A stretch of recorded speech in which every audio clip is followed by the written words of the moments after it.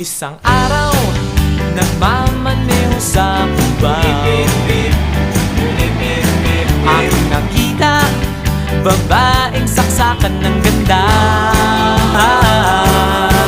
Sinundan ko ang kotseng sinasakyan niya, hindi ko nakitang may dumarating pala. Hindi ko naiwasan, kami bigla nagkabanggaan.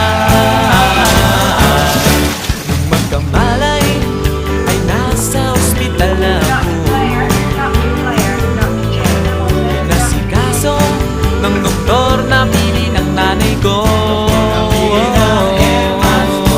Biglang-bigla na lang ang nurse nandyan na, at para kong nakitang anghel sa ganda.